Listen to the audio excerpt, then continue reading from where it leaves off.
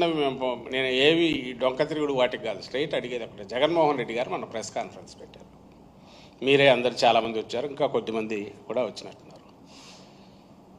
ఆయన ప్రెస్ కాన్ఫరెన్స్లో 1.5 గంట 2 గంటలో మాట్లాడారు. ఇష్యూస్ అన్నీ కవర్ చేశారు.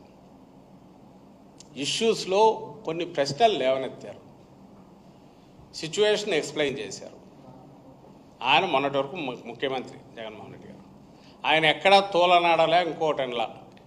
ఇదిగో ఈ సిచ్యువేషన్ ఇది ఎట్లుంది, ఇది ఎట్లుంది, మీరు ఇచ్చిన హామీలు అమలు కాలేదు.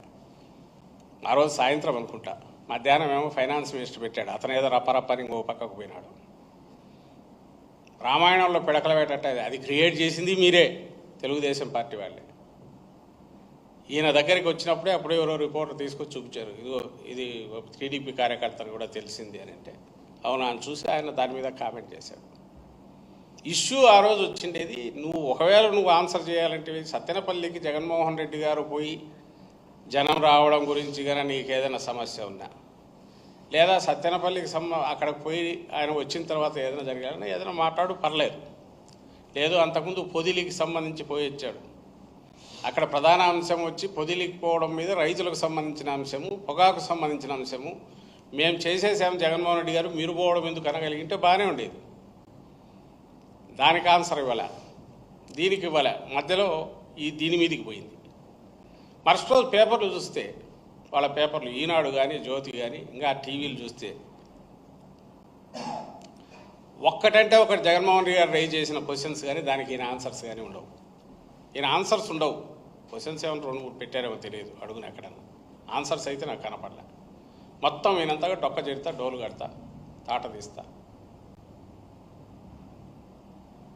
ఒక్క దగ్గర అన్నట్టున్నాడు, మేము అడిగితే వాళ్ళు అడగాల మీరెవరు అని. ఏదో వీడియో ఉందా, ఎక్కడ ఉందా, అదేనా ఉంది, లోడ్ చేసింది.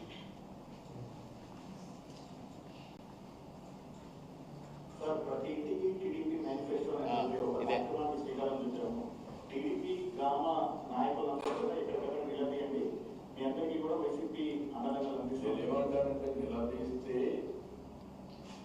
నిలదీయాలి, ప్రజలకు సమాధానం చెప్పి సిద్ధంగా ఉన్నాం. వైఎస్ఆర్ కాంగ్రెస్ అధికారులను తాటదిస్తాం. No question.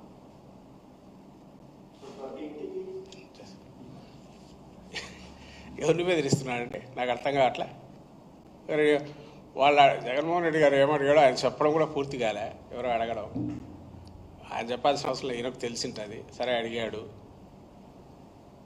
అడిగితే ప్రజలు అడగాలంట.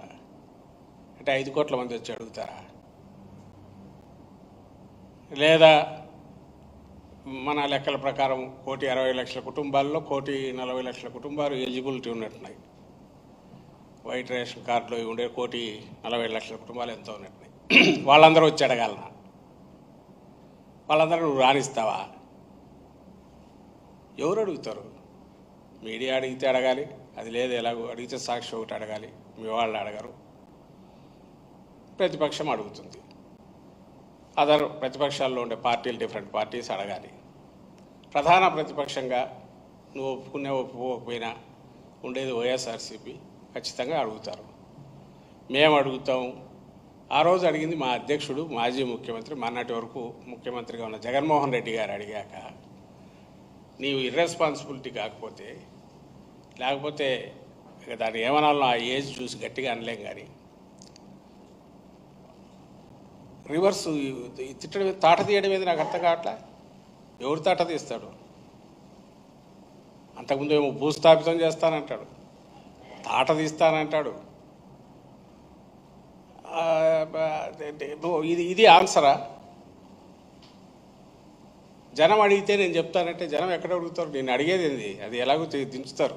ఆ టైం వచ్చినప్పుడు వాళ్ళకి తెలిసింది ఒకటే, బ్యాలెట్ పేపర్లోనూ అక్కడ చూపిస్తారు.